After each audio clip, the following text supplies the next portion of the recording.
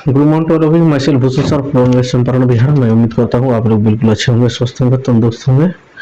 मैं आप लोगों के बीच क्लास 10th केमिस्ट्री पार्ट 3 इस चैप्टर का नाम है धातु और अधातु, मेटल एंड नॉन मेटल लेकर आया हूँ, जो कि ये मेटल और नॉन मेटल का पार्ट 2 है। पार्ट 1 इससे पहले मैं डाल चुका हूँ। यदि आप मेरे चैनल पर नए हैं तो सबसे पहले आप उसे भी जाकर देख सकते हैं। उसके साथ मैं बहुत से सारे इस चैनल पर कॉम्पिटिटिव वीडियो भी मैं डाल चुका हूँ, मॉडर्न जैसे मॉडर्न हिस्ट्री, एशियंट हिस्ट्री और साइंस का भी और भी वीडियो मैं डाला हूँ।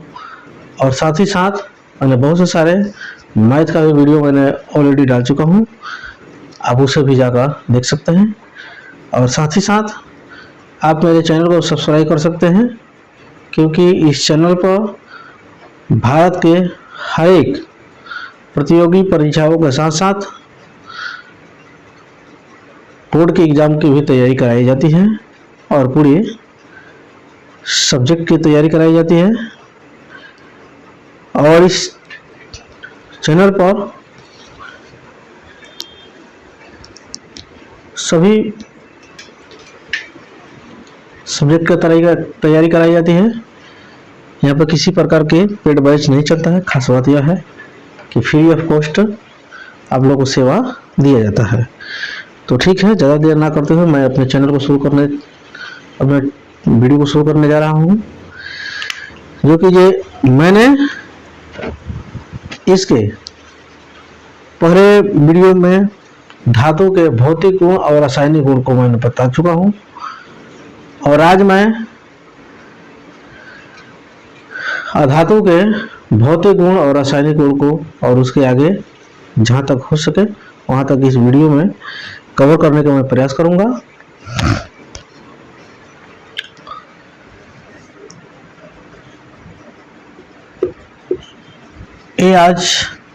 ये जो मैं अभी बताने जा रहा हूँ वो अधातु के भौतिक गुण है। तो सबसे पहले हम लोग जाने जे अधातु की संख्या कितने हैं। अधातु की संख्या है 22। कितने हैं? 22, जिसमें कुछ ठोस है, कुछ द्रव है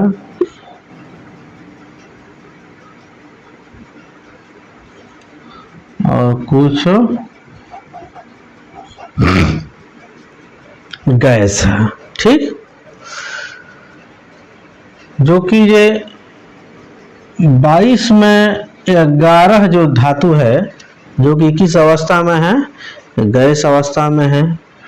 एक जौन धातु है जो कि ये द्रव अवस्था में है। ठीक, और 10 जो धातु है वो किस अवस्था में है? ठोस अवस्था में है। टोटल 22 अधातु है, जिसमें गैस कितना है? 11 गए। द्रव कितने हैं? 1 है। ठोस कितने हैं? 10 है। ठीक, इसमें अब इसके हम लोग गुण के बारे में जान लें। पहला गुण ये इसमें क्या है? भौतिक अवस्था। भौतिक अवस्था। तो भौतिक अवस्था में क्या होता है? अधातु समान तौर पे यानी जो ब्रोमीन, ये ब्रोमीन जो है जो द्रव में रहता है, क्या रहता है? ब्रोमीन केवल है द्रव में रहता है, जो कि यही कभी टेम्परेचर पाके लिक्विड भी बन सकता है, यानी कभी कभी टेम्परेचर पाके लिक्विड भी बन सकता है, कभी कभी ये ठोस में भी चेंज हो सकता है। नहीं तो बाकी जितने भी इसको छोड़कर बाकी जितने भी है, जैसे गैस में पाई जाती है और ठोस में पाई जाती है। एक केवल है ब्रोमीन, जो कि ये किस में पाई जाती है, द्रव अवस्था में पाई जाती है, मतलब 11 जो है गैस अवस्था में पाई जाती है, 10 है किस में पाई जाती है, ठोस अवस्था में पाई जाती है, जो कि ये रही इसका क्या, भौतिक अवस्था। दूसरा का है भंगुरता। भंगुरता से क्या तात्पर्य है? भंगुरता का मतलब यह होता है कि इसको अगर हम लोग किसी भी अधातु को अगर हम लोग चाहें तो उसे पीट कर किसी दूसरा शेप नहीं दे सकते हैं, या उसे तान कर उसे हम लोग तार नहीं बना सकते हैं। पीट कर हम लोग तो उसको चाहे जो हम लोग कोई पत्थर बना ले या कोई दूसरे शेप की चीज बना ले तो उसको नहीं बढ़ाएंगे लोग, जिससे उसको पीटेंगे लोग, जिस पे उसको हथौड़े लगाएंगे लोग तो टूट के चकना चूर हो जाएगा। इसलिए ये कोई भी धातु जो होती है आघात वर्धनीयता और तन्यता नहीं होती है। ठीक, अगला है हम लोग का चमक। 3 नंबर में क्या है? चमक। चमक का मतलब क्या होता है?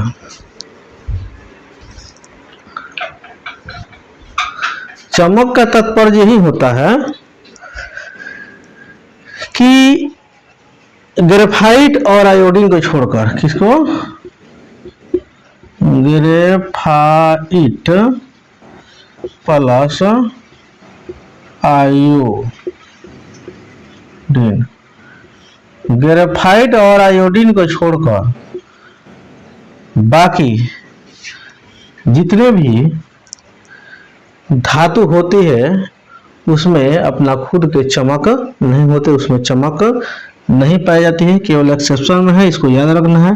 जो ग्रेफाइट और आयोडीन जो होता है इसमें क्या होता है, ये इसमें चमक होता है। ठीक है,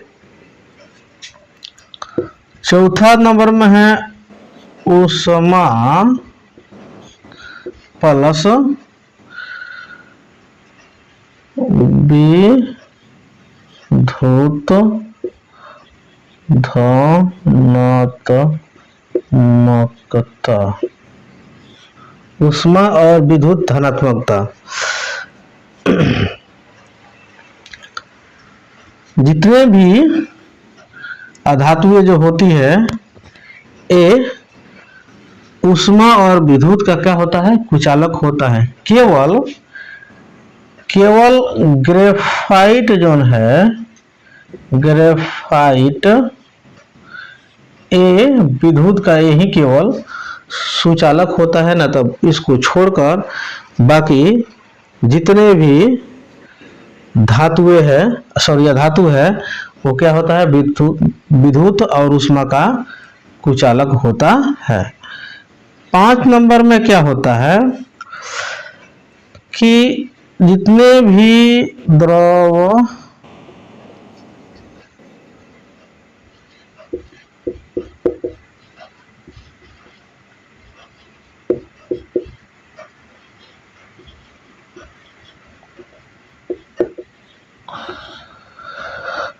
जितने भी अधातु है उसका द्रव्यंक और क्वथनांक क्या होता है, निम्न होता है। क्या होता है, निम्न होता है। केवल इसमें भी केवल ग्रेफाइट जो है जिसका द्रव्यंक क्या होता है, उच्च होता है, नहीं तो बाकी जितने भी धातु है अधातु है उसका द्रव्यंक और क्वथनांक क्या होता है, निम्न होता है। 6 नंबर में क्या है कि कठोरता।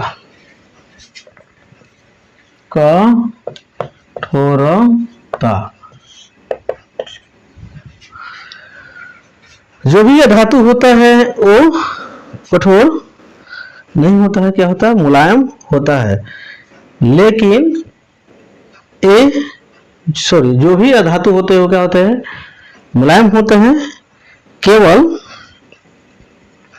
एक हीरा जो है, जो कार्बन एक अधातु है जिसका हीरा अपरूप होता है, जो कि ये हीरा काफी मजबूत होता है, काफी हार्ड होता है। यदि उसको हम लोग हथौड़ा से भी मार कर तोड़ना चाहे तो उसको तोड़ नहीं सकते हैं, ये काफी कठोर होता है। ठीक, उसके बाद से अगला है हम लोग का 7 नंबर में ध्वनि, यानी अधातु जो होती है उसमें किसी प्रकार की ध्वनि नहीं होता है, क्योंकि जैसे उस पर हथौड़ा से हम लोग मारते हैं तो क्या हो जाता है, चकना चूर हो जाता है, इसलिए उसमें किसी प्रकार के उसमें से ध्वनि उत्पन्न नहीं होता है। ठीक है, अगला है विद्युत ऋणात्मकता। क्या है 8 नंबर में? 8 नंबर में है विद्युत ऋणात्मकता।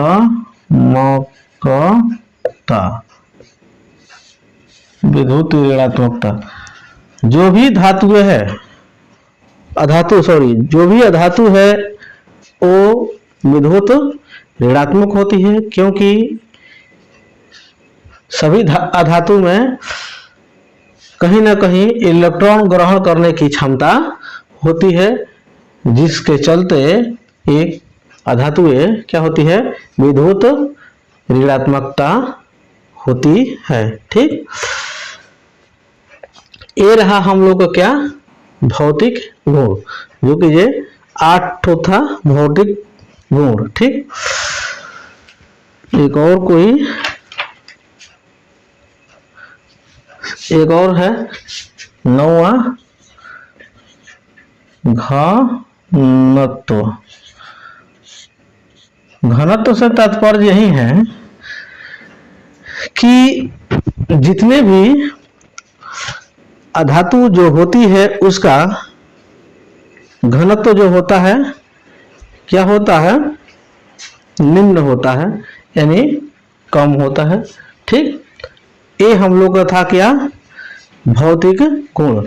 अब हम लोग जानेंगे जे अधातु के रासायनिक गुण। ठीक, तो रासायनिक गुण में क्या होता है,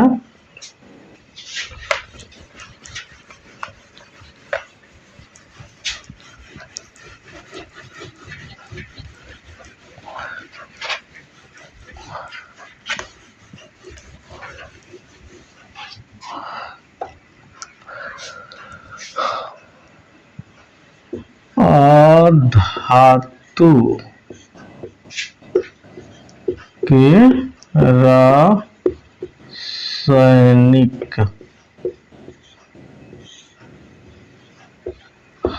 गुण। तो धातु के रासायनिक गुण में पहला गुण जो है हम लोग को ऑक्सीजन के साथ अभिक्रिया। ऑक्सीजन के साथ अभिक्रिया।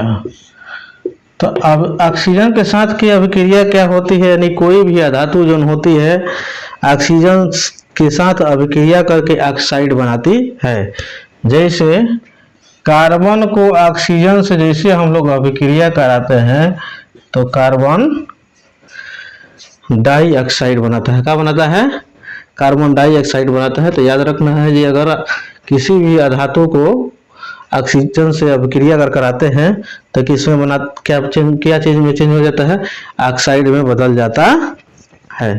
ठीक, 2 नंबर में है हम लोग को क्या कि क्लोरीन के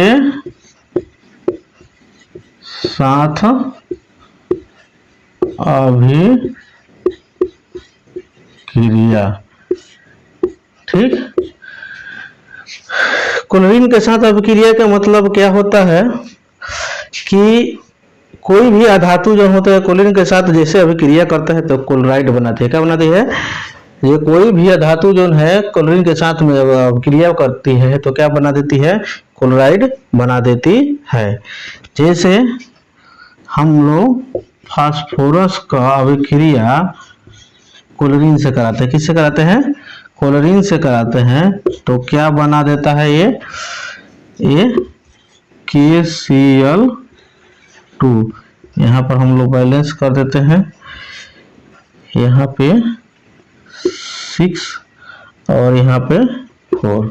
ठीक, तो क्या चीज में बन जाता है? याद रखना है जो कोई भी अधातु जो होते हैं क्लोरीन के साथ में अभिक्रिया करेगा तो क्या बना देगा? क्लोराइड बना देता है। ठीक, जल के साथ अभिक्रिया तीसरा है हम लोग का, जल के साथ अभिक्रिया। तो जल के साथ अभिक्रिया का मतलब यह होता है कि कोई भी अधातु जो होता है जल के साथ में अभिक्रिया नहीं करता है। याद रखना है कि कोई भी कोई भी अधातु जो है जल के साथ में अभिक्रिया नहीं करता है। 4 नंबर में जो है अम्ल के साथ में अभिक्रिया। क्या? अम्ल के साथ अभिक्रिया। तो याद रखना है कि कोई भी अधातु जो होता है अम्ल के साथ में अभिक्रिया नहीं करता है। ठीक, अगला है हम लोग को 5 नंबर में कि हाइड्रोजन के साथ अभिक्रिया। क्या है? हाइड्रोजन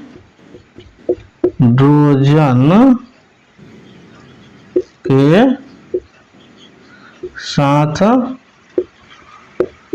अभिक्रिया।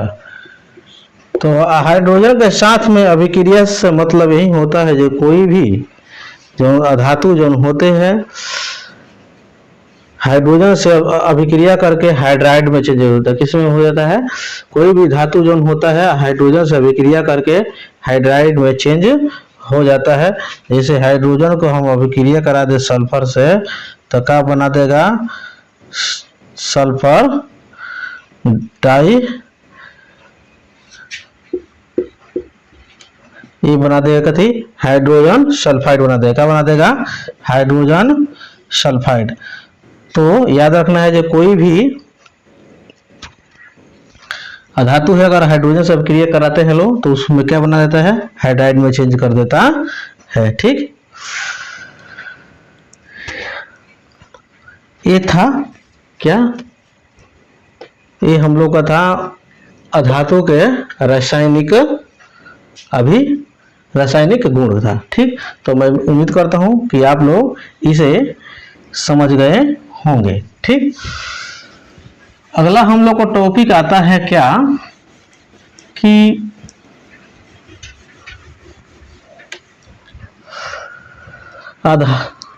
अधातु और धातु के बीच अभिक्रिया। धातु प्लस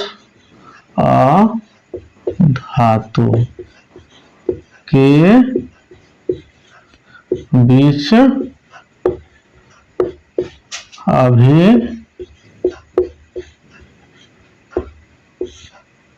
अभिक्रिया। ठीक, धातु प्लस अधातु के बीच अभिक्रिया। तो धातु प्लस अधातु के बीच में अभिक्रिया क्या होता है? यदि धातु प्लस अधातु ये जब अभिक्रिया करती है तो इसको हम लोग बोलते हैं आयनिक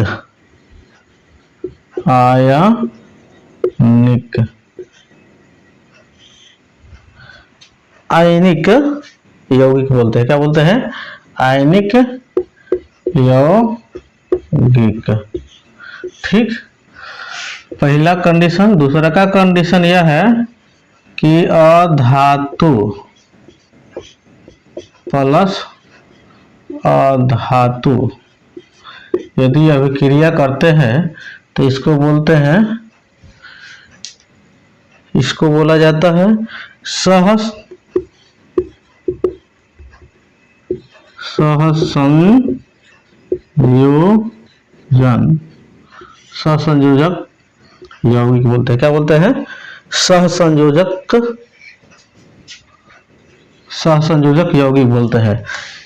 यदि धातु और अधातु के बीच में अभिक्रिया कराया जाता है तो बोलते हैं आयनिक यौगिक, और अधातु और अधातु के बीच में अभिक्रिया कराया जाता है तो उसको बोलते हैं सहसंयोजक यौगिक के नाम से जाना जाता है। ठीक, तो एक इसी में एक चीज निकल के आता है क्या कि तात्विक अणु। क्या आता है? तात्विक अणु। तो तात्विक अणु में क्या होता है, यदि कोई दो या दो से अधिक तत्व, कोई दो या दो से अधिक सदृश परमाणु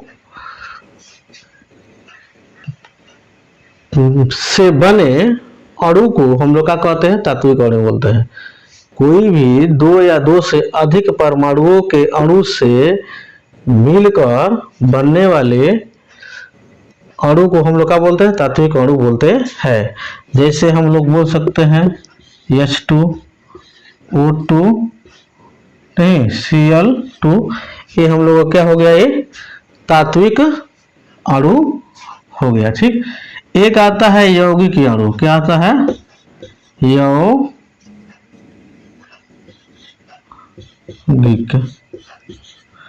यौगिक अणु। तो यौगिक अणु में क्या होता है कि दो या दो से अधिक असदृश, इसमें था जो दो या दो से अधिक सदृश परमाणुओं के से बने अणु को क्या बोलते हैं हम लोग? तात्विक अणु बोलते हैं। इसमें जो है यौगिक में जो दो या दो से अधिक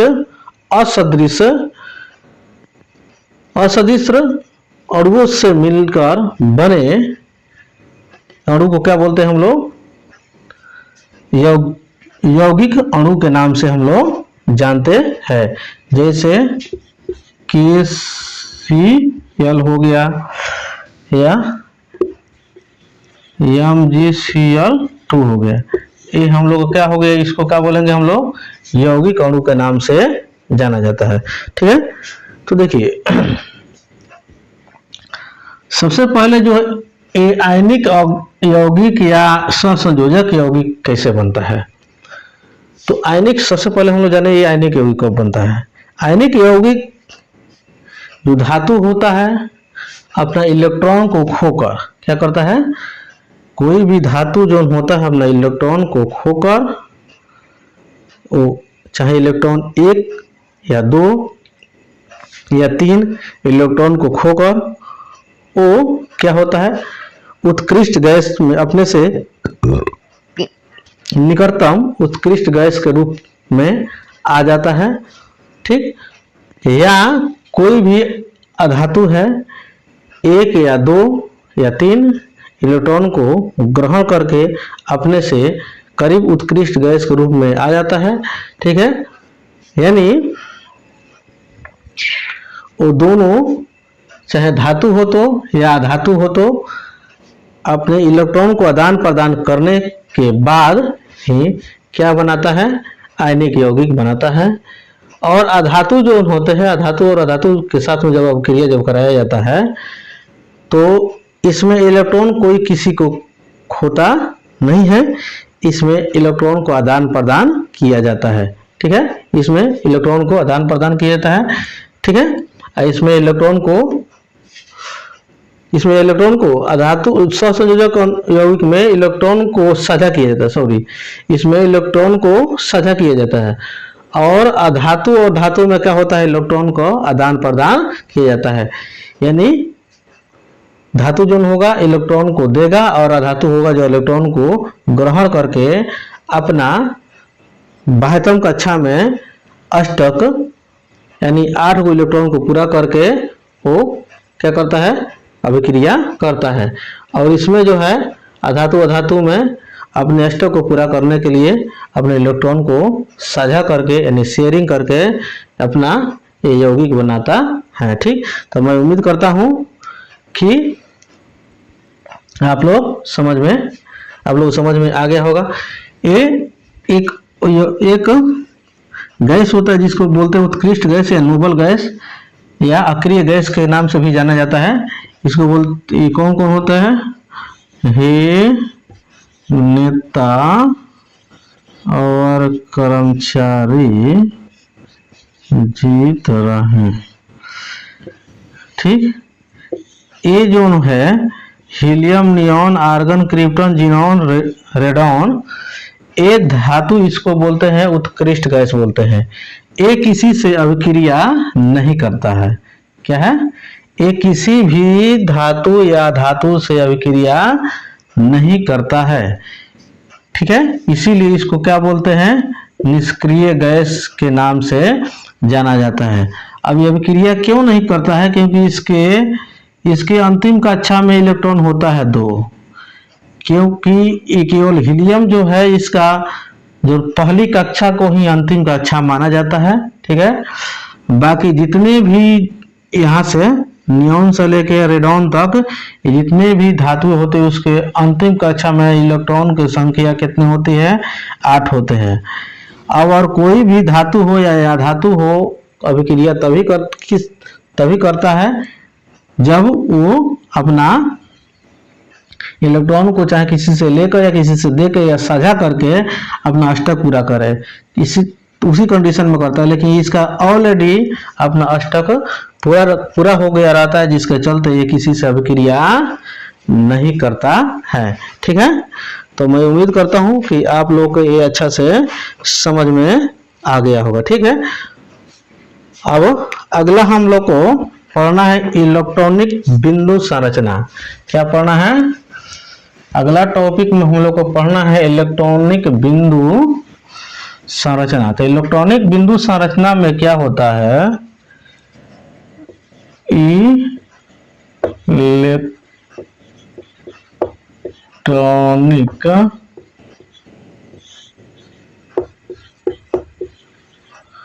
बिंदु संरचना। इलेक्ट्रॉनिक बिंदु संरचना में जैसे हो गया सोडियम। ठीक, तो सोडियम के परमाणु संख्या होता है 11। ठीक, तो सोडियम में परमाणु संख्या होता है 11। इसका इलेक्ट्रॉनिक विन्यास हम लोग कहते हैं तो होता है 2, 8 और 1 होता है। ठीक, तो जो बाह्यतम कक्षा में जो इलेक्ट्रॉन होता है ना, उसी को क्या किया जाता है? बिंदु से दिखाया जाता है। यही हम लोग क्या होता है? इलेक्ट्रॉनिक बिंदु संरचना होता है।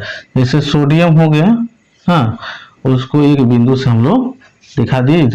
अब हम लोग कहीं भी इसमें 4 दिशा होते हैं, एक इधर एक इधर एक इधर, कहीं भी दिखा सकते, कोई दिक्कत नहीं, कोई जरूरी नहीं है यह जहां पर हम दिखाए हैं वहीं पर आप दिखाइएगा। ठीक, तो कुछ आयनों का इलेक्ट्रॉन, जैसे एक और हम लोग जान जाए, ये कार्बन हो गया। ठीक, कार्बन जो होता है, कार्बन के परमाणु संख्या कितना होता है? 6 होता है। कितना होता है? 6। तो इसको इलेक्ट्रॉनिक विन्यास करेंगे तो 2 आएगा और 4 आएगा। ठीक, तो इसको हम लोग बिंदु से दिखाना चाहेंगे तो बाह्यतम कक्षा में इसका इलेक्ट्रॉन कितना हो गया? 4 हो गया। तो 4 ठो बिंदु से हम लोग दिखाएंगे। यानी ये बिंदु से दिखाने का मतलब यह हुआ कि ये जो बंधन बनाएगा ये 4 बंधन बनाएगा। ठीक है, एक इधर बनाएगा, एक किसी इधर से बनाएगा, किसी और इधर से बनाएगा, इधर यहाँ पर भी बनाएगा। ठीक है, अब कैसे बंधन बनाएगा अभी हम लोग जस्ट इस जानेंगे। अब कुछ ये तो हो गया हम लोग परमाणु के इलेक्ट्रॉनिक, इसको परमाणु को, जैसे परमाणु जो है उसका कैसे इलेक्ट्रॉन बिंदु संरचना कैसे किया था ये था। अब कुछ हम लोग आयन के इलेक्ट्रॉनिक बिंदु संरचना जाने। किसका? आयन के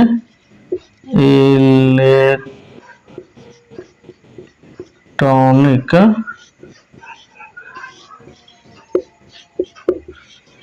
बिंदु संरचना। ठीक है, तो देखिए जैसे हम क्लोरीन ले लिए, क्या ले लिए, क्लोरीन ले लिए। क्लोरीन जो होता है इसका परमाणु संख्या कितना होता है, 17 होता है। कितना होता है, 17। इसका इलेक्ट्रॉनिक विन्यास करेंगे तो 2 होगा, 8 होगा और 7 होगा, 17 हो गया। तो यानी इसमें इसको अष्टक पूरा करने के लिए कितने इलेक्ट्रॉन की जरूरत पड़ेगा, यानी 1। ठीक, कितने इलेक्ट्रॉन की जरूरत पड़ेगा, यानी 1।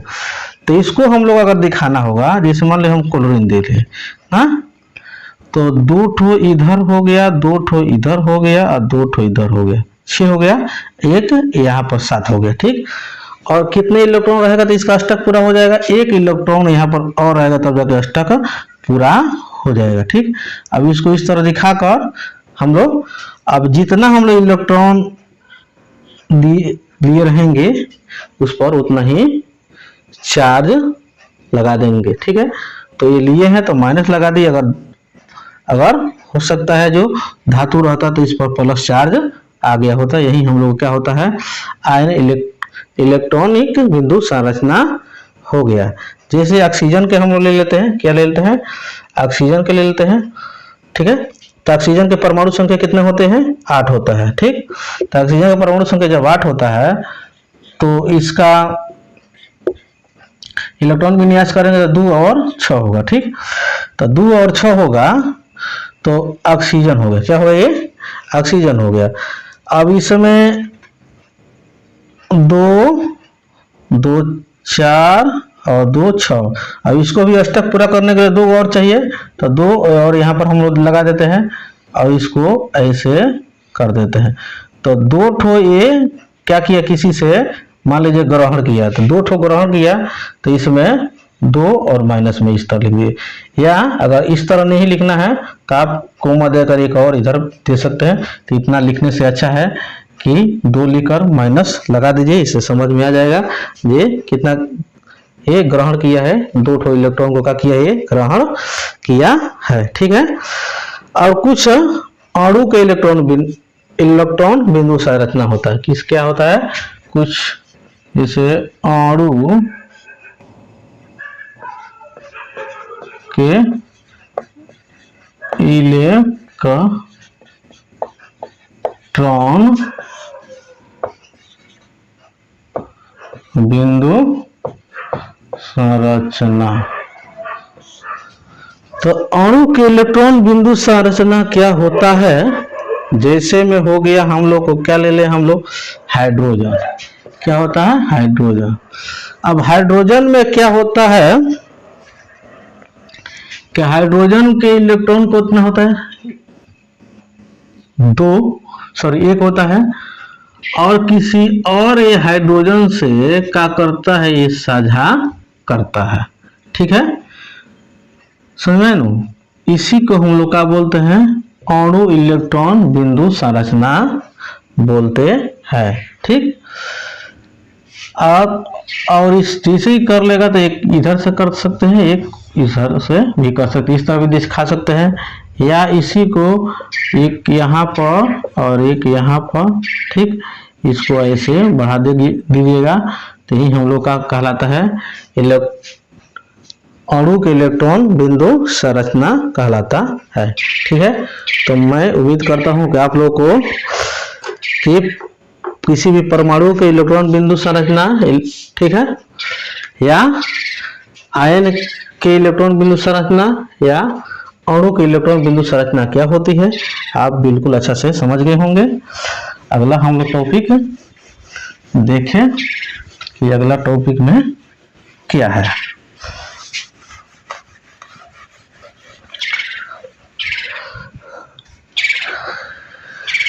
अगला है हम लोग का एक पढ़ना है चीज, आयनों का बनना। क्या पढ़ना है, आयनों का बनना। अब आयनों का बनना से क्या तात्पर्य है, जैसे बहुत से सारे धातु होते हैं जो कि इलेक्ट्रॉन को क्या करते हैं, खोते हैं। ठीक है, तो जो धातु इलेक्ट्रॉन को खोते हैं उसको बोलते हैं धन आयन। क्या बोलते हैं? धन आयन, यानी उस पर धन चार्ज क्या आ जाता है, प्लस चार्ज आ जाता है। ठीक है। जो अधातुएं इलेक्ट्रॉन को ग्रहण करती है तो उसको क्या बोलते हैं? ऋण आयन बोलते हैं। क्या बोलते हैं? ऋण आयन बोलते हैं। ये दोनों के प्रोसेस को हम लोग क्या बोलते हैं? आयन बोलते हैं। क्या बोलते हैं? दोनों के प्रोसेस को हम लोग क्या बोलते हैं? आयन बोलते हैं। जैसे सोडियम हो गया, क्या हो गया? सोडियम। अब सोडियम जो है इसका परमाणु संख्या कितना होता है? 11।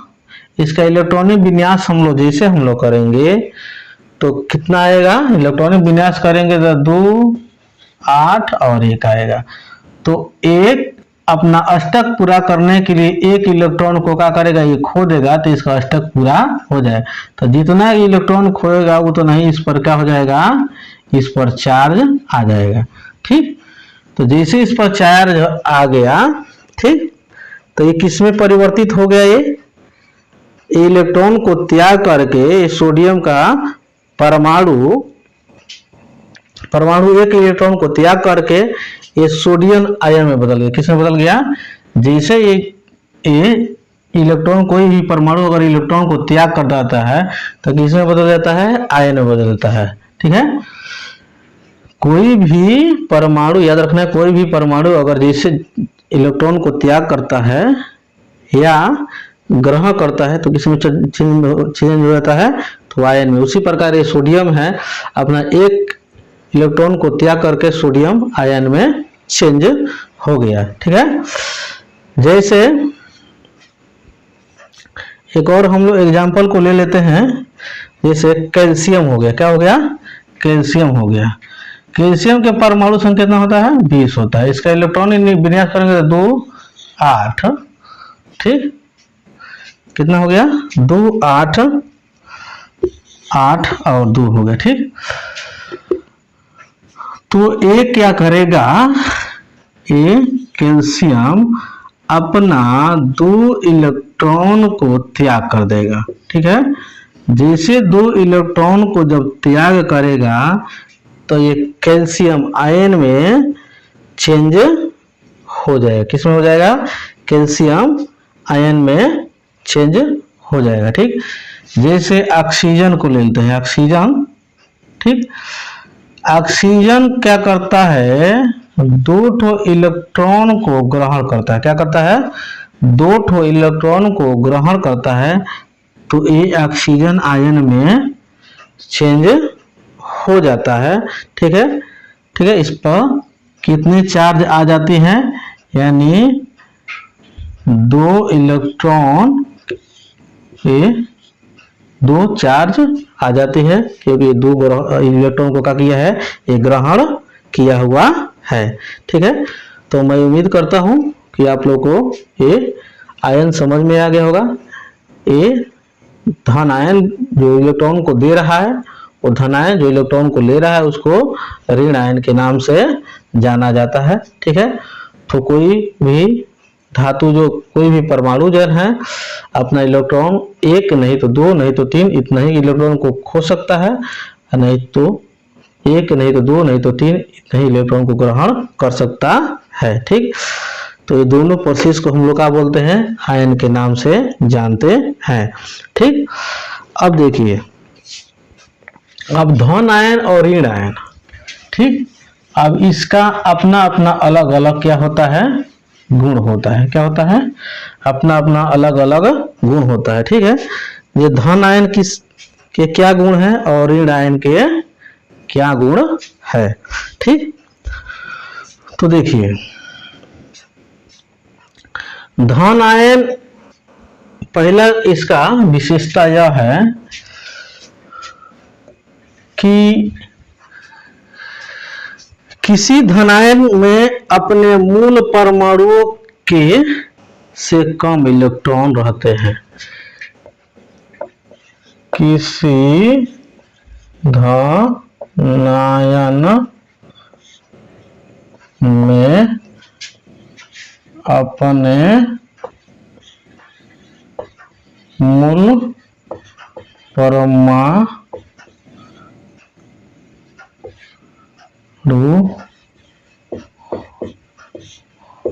से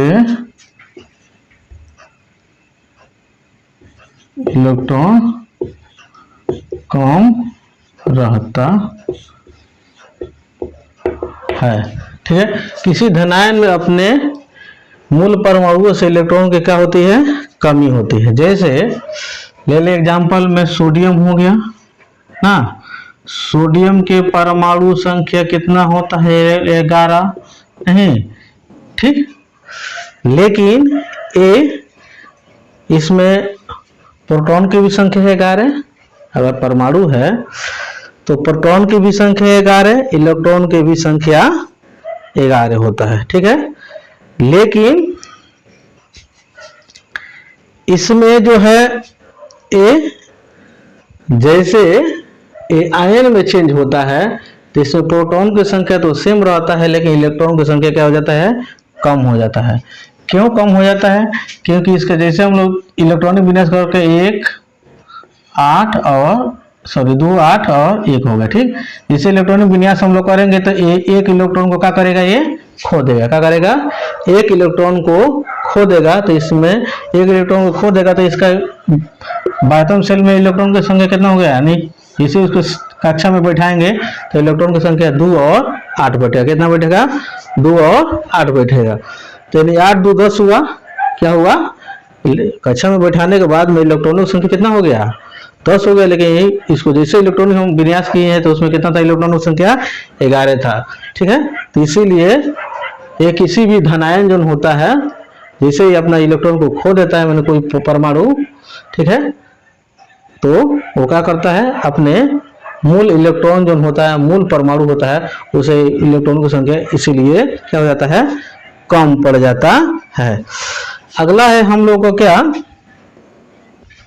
2 नंबर में कि धनायन पर धन आवेश रहता है। क्या रहता है, 2 नंबर में धनायन पर धन आवेश रहता है। तो इसका क्या तात्पर्य यह हुआ कि कोई भी धनायन जो होता है वो इलेक्ट्रॉन को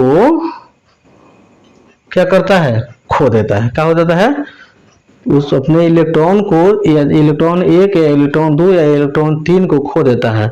तो इसमें इलेक्ट्रॉन तो कम पड़ जाता है, लेकिन इसमें प्रोटॉन की संख्या क्या हो जाता है, अधिक हो जाता है। क्या हो जाता है, इलेक्ट्रॉन की संख्या कम और प्रोटॉन की संख्या क्या हो जाता है, अधिक हो जाता है, जिसके चलते उस पर कैसा आवेश आ जाता है, धन आवेश हो जाता है। क्योंकि प्रोटॉन पर क्या रहता है, प्लस चार्ज रहता है, इलेक्ट्रॉन क्या रहता है, माइनस चार्ज रहता है, और इलेक्ट्रॉन कम पड़ जाता है और प्रोटॉन अधिक हो जाता है। किसके चलते, इलेक्ट्रॉन को खो देने के चलते। जैसे यहाँ पर एग्जांपल से हम लोग अभी तुरंत समझे हुए हैं। ठीक है, अगला है 3 नंबर में। 3 नंबर में यही है कि परमाणु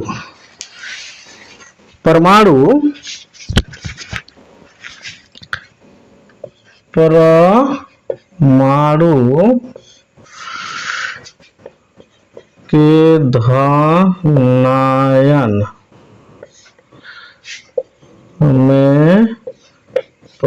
परिवर्तन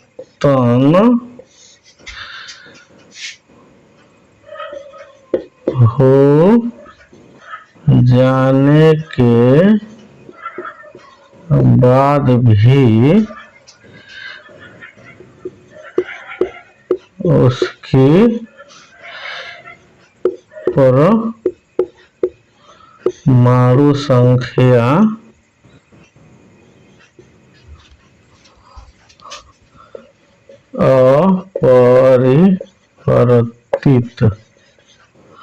अपरिवर्तित रहता है। टॉपिक है हम लोग का ये, परमाणु के धनायन में परिवर्तन हो जाने के बाद भी उसके परमाणु संख्या अपरिवर्तित रहता है। ठीक है, यानी कोई भी धनायन जो होता है उसको किसमें, परमाणु में बदल जाने के बाद भी उसमें परमाणु संख्या में किसी प्रकार के परिवर्तन नहीं होता है। यानी धनायन से पहले भी परमाणु संख्या उसका 11 रहता है और धनायन में चेंज हो जाने के बाद भी परमाणु संख्या क्या होता है, 11 ही हो रहता है। क्योंकि हम लोग जानते हैं कि परमाणु संख्या बराबर क्या होता है, ये प्रोटॉन के संख्या का क्या होता है, बराबर होता है। परमाणु संख्या किसके बराबर होता है, प्रोटॉन की संख्या के बराबर होता है। इसीलिए किसी प्रकार की इसमें चेंजिंग नहीं होता। चेंजिंग होता है तो किसमें होता है, केवल इलेक्ट्रॉन में ही होता है। ठीक है, अगला है 4 नंबर में कि धनायन का इलेक्ट्रॉनिक विन्यास, धनायन के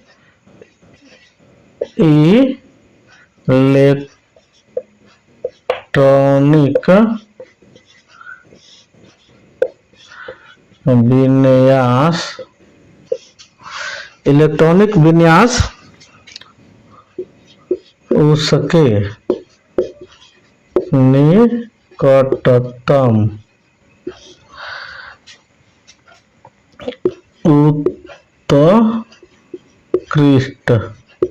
उत्कृष्ट गैस के सदृश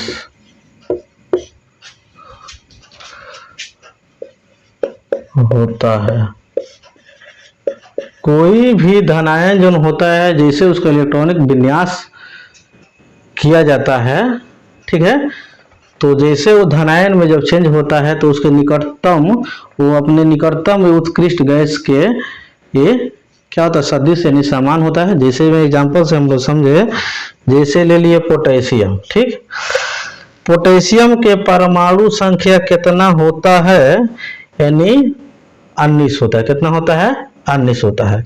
तो इसका इलेक्ट्रॉनिक विन्यास करते हैं तो हम लोग कितना होता है, 2 8 8 10 8 18 1 19 होता है। ठीक, ये क्या कहता है, अपना जैसे इसको हम लोग इलेक्ट्रॉनिक विन्यास करते हैं, अपना अष्टक पूरा करने के लिए अपने एक इलेक्ट्रॉन को क्या करेगा, खो देगा। ठीक है, 2 8 और 8 हो जाएगा। कितना हो जाएगा, तो इसीलिए पोटेशियम पर क्या एक प्लस चार्ज आ गया। क्या आ गया, प्लस चार्ज आ गया, जो कि अपने से निकटतम उत्कृष्ट गैस जिसको बोलते हैं आर्गन, क्या बोलते हैं, आर्गन, इसके सदृश होने का प्रयास ये कर लेता है। जैसे आर्गन का 2 8 और 8 होता है। कितना होता है, 2 8 8 होता है। यही होता है कि धनायन के इलेक्ट्रॉनिक विन्यास उसके निकटतम उत्कृष्ट गैस के सदृश का अर्थ यही होता है। तो मैं उम्मीद करता हूं कि आप लोग इसको समझ गए होंगे। ठीक है, 5 नंबर में यह है कि धनायन का आकार, धनायन के आकार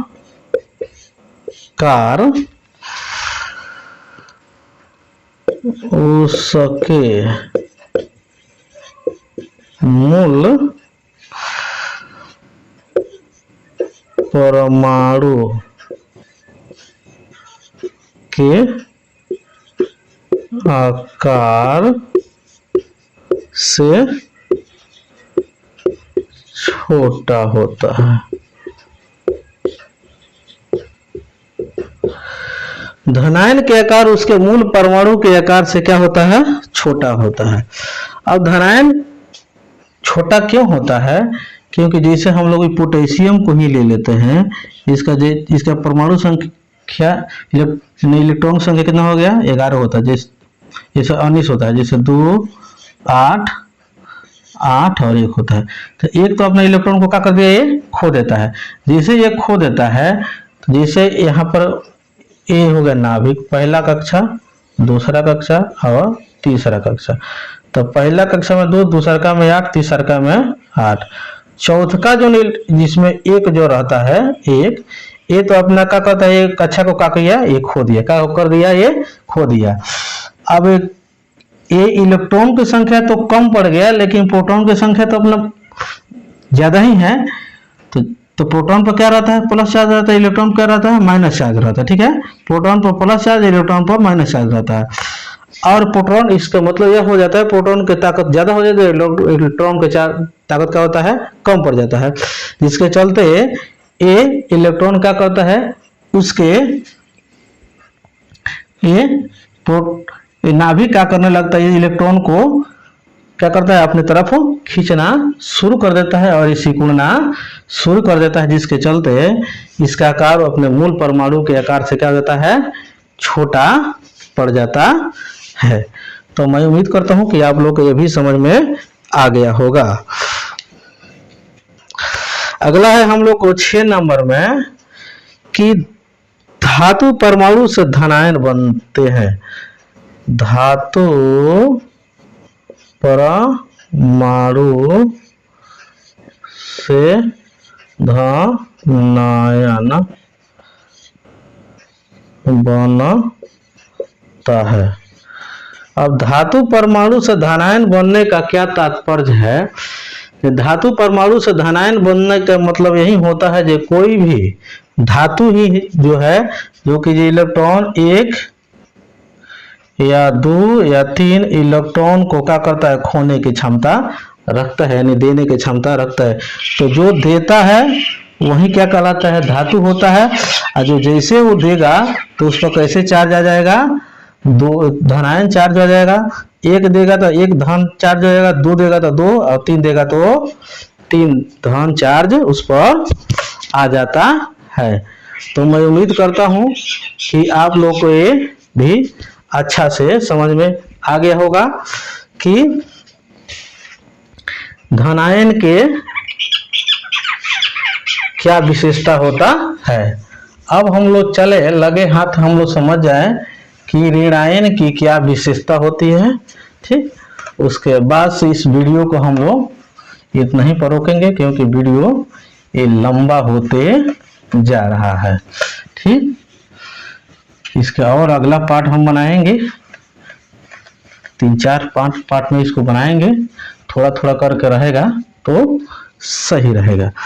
अब हम लोग ऋणायन की विशेषता के बारे में जाने, किसकी विशेषता के बारे में जानने जा रहे हैं, ऋणायन की विशेषता के बारे में जानने जा रहे हैं। ठीक है, तो ऋणायन की विशेषता का मतलब, पहला विशेषता हम लोग जाने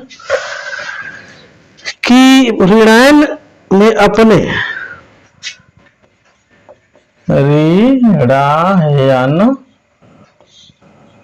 में अपने, ठीक, अपने मूल परमाणु से इलेक्ट्रॉन की संख्या अधिक होता है।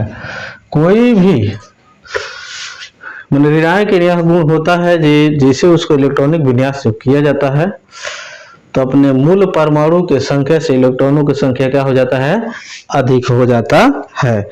जैसे हम क्लोरीन को ले लें, क्या ले लें, क्लोरीन का परमाणु संख्या कितना होता है, 17 होता है। इलेक्ट्रॉनिक विन्यास करेंगे तो 2, 8 और 7 होगा। अब किसी से एक इलेक्ट्रॉन को क्या करता है, ग्रहण कर लेता है, किसके लिए, अपने अष्टक को पूरा करने के लिए। तो क्या हो जाता है, 2 और 8 हो जाता है। क्या होता है, तो यहाँ पर इलेक्ट्रॉन की संख्या 17 हो गया, लेकिन यहाँ पर इलेक्ट्रॉन की संख्या कितना हो गया, 18 हो गया। ठीक है, तो इसी को हम लोग क्या बोलते हैं, अपने मूल परमाणु से क्या हो गया, ये अधिक हो जाता है। ठीक है, 2 नंबर में क्या है, 2 नंबर में यह है कि ऋणायन पर ऋण आवेश रहता है। किसमें, ऋणायन पर ऋण आवेश रहता है। अब ऋण आयन पर ऋण आवेश का मतलब क्या होता है, जो कोई भी अधातु जो होता है उसमें इलेक्ट्रॉन को ग्रहण करने की प्रवृत्ति होती है। अब जैसे वो इलेक्ट्रॉन को ग्रहण करेगा तो उस पर जो आवेश आएगा वो कौन आएगा, ऋण आवेश आएगा। जैसे क्लोरीन को हम लोग ले लें, क्लोरीन को जैसे हम लोग लेते हैं तो ये जो एक इलेक्ट्रॉन को ग्रहण करता है तो इस पर कितना हो जाता है, चार्ज, यानी एक चार्ज आ जाता है जो कि ये ऋण आवेशित होता है। ठीक है, तो मैं उम्मीद करता हूँ कि आप लोगों को ये भी समझ में आ गया। ठीक है, 3 नंबर में जो है कि ऋणायन एवं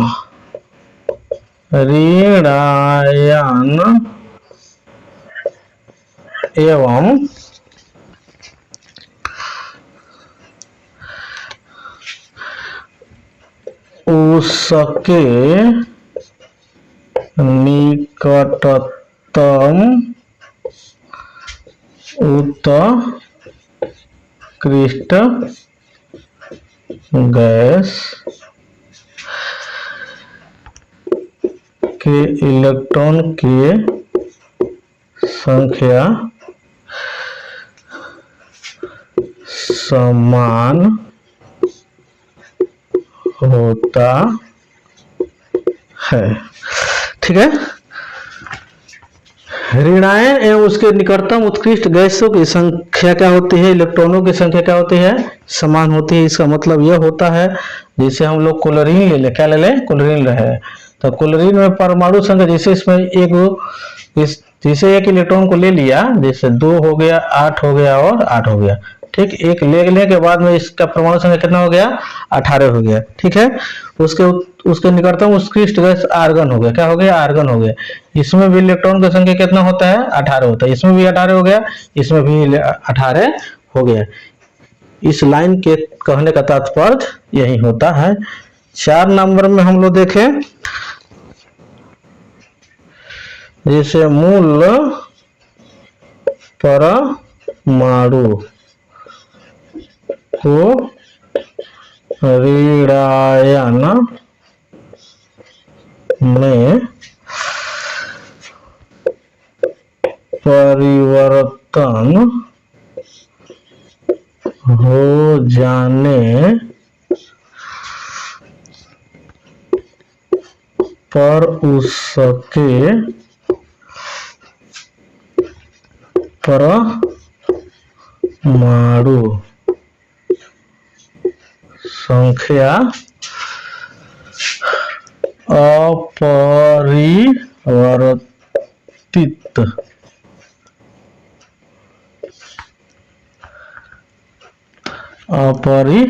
अपरिवर्तित रहता है। कोई भी ऋणायन हो या धनायन हो, वो अपने ऋणायन हो या धनायन हो, अपने मूल परमाणु में परिवर्तित हो जाने के बाद भी, माने कोई भी मूल परमाणु धन आयन में चेंज होके या ऋण आयन में चेंज होके, उसमें उसके परमाणु संख्या जो होती है, किसी भी प्रकार के चेंजिंग उसमें नहीं आता है। इसीलिए कहा जाता है कि परमाणु संख्या बराबर होता है प्रोटॉन के संख्या का। क्या होता है, परमाणु संख्या क्या होता है, प्रोटॉन की संख्या के बराबर होता है। ये किसी प्रकार की चेंजिंग नहीं होता है। ठीक है, 5 नंबर में क्या होता है, ऋणायन का आकार, ऋणायन के आकार अपने मूल परमाणु के आकार से बड़ा होता है। अब कैसे बड़ा होता है, जैसे क्लोरीन की हम एग्जांपल ले लें तो क्लोरीन का जैसे हम इलेक्ट्रॉनिक विन्यास किए तो पहला कक्षा में 2, दूसरा में 8, तीसरा में भी 8। नहीं समझ में आया? ठीक, क्लोरीन को नहीं ले रहे हैं। क्लोरीन ये तो क्लोरीन तो धातु हो गया, धातु को ही हमको लेना है। तो जैसे हम ले लेते हैं क्या कि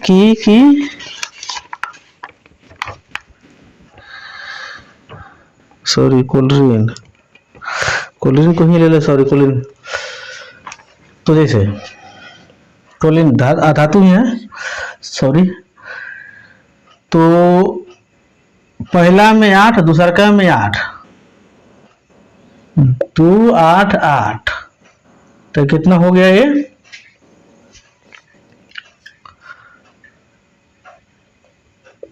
दो 8 10 10 8 18, लेकिन इसका प्रमोद समय कितना होता है? 70 है।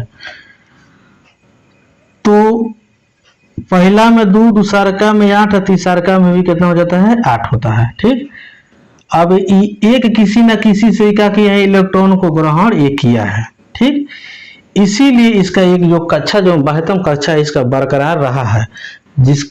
नहीं तो धातु में क्या होता है, ये अंतिम जो कक्षा होता है उसका इलेक्ट्रॉन खो देने के चलते अंतिम कक्षा क्या हो जाता है? समाप्त हो जाता है।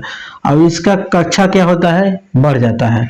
इसीलिए ये इस, और दूसरा का बात क्या होता है, जो इसमें इलेक्ट्रॉन की संख्या जैसे ही बढ़ेगा तो जगह भी ज्यादा लेगा, क्योंकि इस कोई भी कक्षा में, कोई भी सेल में इलेक्ट्रॉन का करता है, हर हमेशा ये मूव करते रहता है। तो ये और जाके क्या होगा? इसका कक्षा का हो जाता है, इसके इलेक्ट्रॉन बढ़ जाने के चलते इसका कक्षा भी फैल जाता है, जिसके चलते इसका, इसी को कहा जाता है जो ऋणायन में के आकार अपने मूल परमाणु के आकार से क्या हो जाता है? ये बड़ा हो जाता है।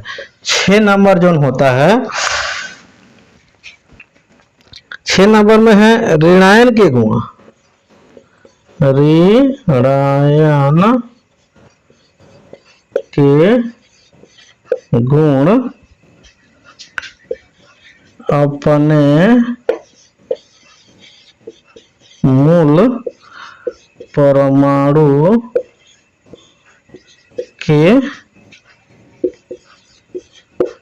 गुण से बिल्कुल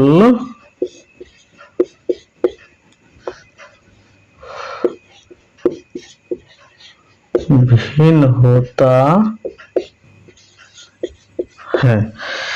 तो बिल्कुल भिन्न यह होता है कि जैसे ऋणायन के मध्य, जैसे सोडियम का हम ले ले ऋणायन, ठीक, तो ये सोडियम के जो ऋणायन जो होता है, ये क्लोरीन से किसी कीमत में ये अभिक्रिया नहीं कर सकता है। क्या है? क्लोरीन से अभिक्रिया नहीं कर सकता है। ठीक है, कभी भी क्लोरीन परमाणु सोडियम के साथ तीव्रता से अभिक्रिया करके क्या बनाता है? जब भी सोडियम क्लोराइड बनाता है, जिसे Na सोडियम प्लस क्लोरीन जो होता है, तो NaCl हम लोग करते हैं। क्या करते हैं? NaCl। तो जो अभिक्रिया में भाग लेता है, परमाणु भाग लेता है। कौन लेता है? परमाणु, न कि जे आयन। आयन कभी किसी कीमत में अभिक्रिया नहीं कर सकता है। इसीलिए ये ऋणायन जो होता है अपने मूल परमाणु के गुण से क्या होता है? ये बिल्कुल भिन्न होता है। तो मैं उम्मीद करता हूँ कि आप लोग को यहाँ तक अच्छे से समझ में आ गया होगा। मेरे वीडियो में शुरू से अंत तक बने रहने के लिए बहुत बहुत धन्यवाद। ये वीडियो बहुत लंबा होते जा रहा है, जिसके चलते मैं इसको यहीं पर रोक रहा हूँ। ये पार्ट 2 हुआ, इसके 3rd पार्ट धातु और अधातु को बहुत जल्द लेकर आ रहा हूँ। तब तक के लिए जय हिंद, जय भारत।